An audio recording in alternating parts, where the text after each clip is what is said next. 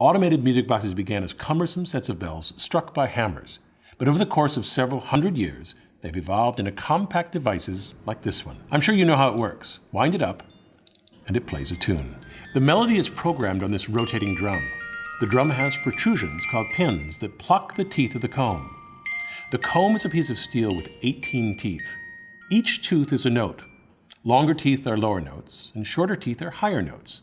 The comb works like a multi-pronged tuning fork. In this high-speed video, slowed by 250 times, the drum appears not to move, but you can see the teeth vibrate. The shorter tooth is vibrating faster than this longer one. These vibrations produce the sound. The teeth are like this saw blade. When it's longer, it produces a lower note when plucked, and when shorter, it produces a higher note. Notice when you turn the comb over, the teeth don't have the same thickness. The longer teeth, the lower notes, are weighted more on the ends. This added weight lowers their resonant frequency even farther. Here, I taped a lead weight to the end of the saw blade, and it produces a lower note than without the weight. Because of this weighting, the comb is more compact.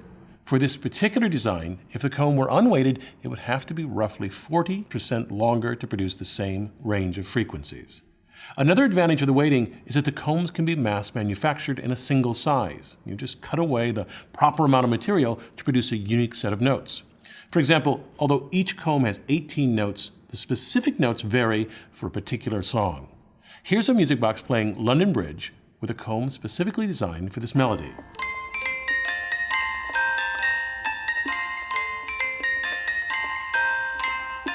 And now here it is with a comb cut for a different melody, This Old Man.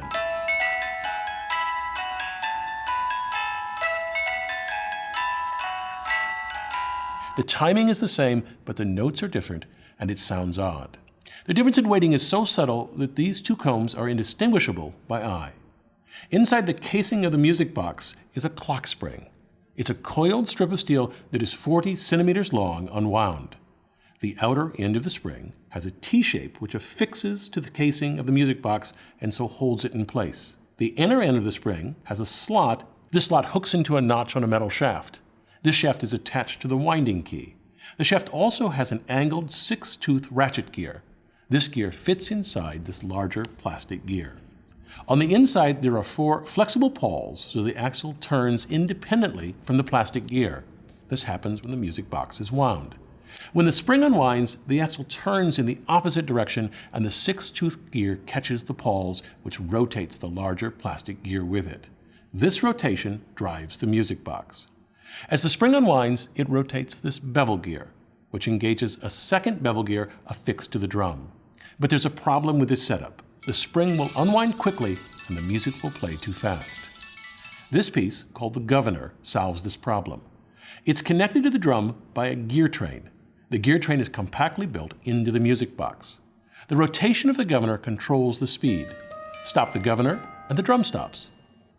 The governor uses air resistance to control the release of the energy from the spring. Air resistance is proportional to the velocity squared of the object. When started from rest, the governor encounters little resistance and speeds up readily, but when it spins rapidly, over 3,000 revolutions per minute, air resistance swiftly increases, which prevents it from moving much faster. This action limits the speed of the governor and limits the rotational speed of the drum. To spin the governor so fast, the music box uses a multiplying gear train. It starts with the bevel gear driven by a spring, which engages a smaller gear on the drum. This multiplies the rotational rate by the ratio of the number of teeth on the larger gear to the number of teeth of the smaller gear, here 2.75 times. The drum is also affixed to a larger gear, which engages another smaller gear, this time multiplying the rotational speed by 5.75 times. The larger gear on this piece engages the smaller end of another spur gear, further multiplying the rate by 6.3 times. Lastly, this spur gear engages a worm screw on the shaft of the governor. It moves so fast it's blurred. Here, slowed down by a factor of 30, the movement is visible. The gear that engages the worm screw differs from the other gears. It has curled teeth. The shape of these teeth allows it to better engage the screw. The worm screw turns once for every tooth on the gear, and since there are 24 teeth, it multiplies the rotational rate by 24 times. This means that for every single revolution of the first bevel gear, the governor rotates 2,400 times. Since the first gear rotates roughly 1.5 times a minute, the governor spins at 3,600 revolutions per minute. As I noted, this music box evolved from devices that used bells struck by hammers. The replacement of these bells with a comb was the technical breakthrough that catalyzed a music box industry that blossomed in the 19th century. The compact comb movements were built into snuff boxes, clocks, and large pieces of furniture. As the industry flourished, music boxes grew more complex. Some, for example, sported dual barrels and combs, which played simultaneously to produce rich harmonies. The first music boxes used cylinders, but were superseded by boxes that used discs, which could be easily changed. Here, the melodies were punched into a metal disc. With this innovation, music boxes shrunk and their cost declined. For 100 years, music boxes were the way a family listened to music in the home. But by the turn of the 20th century, the phonograph and radio had displaced them. Music boxes were shoved into attics or, more often, left to rot in junkyards. These modern music boxes, then, are a charming vestige of a past filled with brilliant engineering and craftsmanship. One last thing. If you hold a music box in your hand, it's not very loud. But if you place it on a hollow container, it's much louder and richer. The vibrations of the comb are transferred through the metal base into the container where they resonate. This resonance amplifies the sound.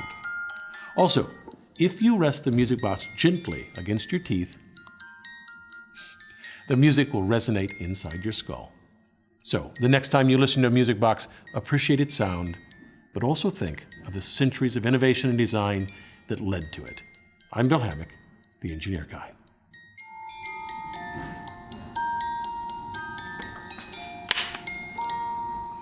The drum has protrusions called pins that pluck the teeth of the comb. The comb? Pins, right? Pins. Okay, I'll get it.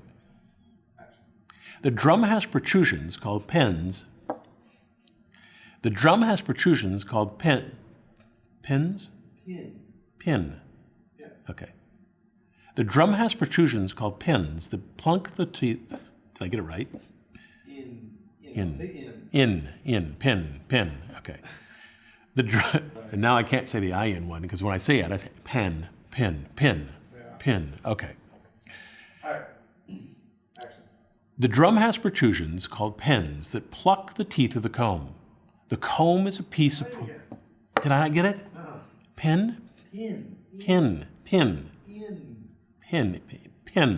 Is that right?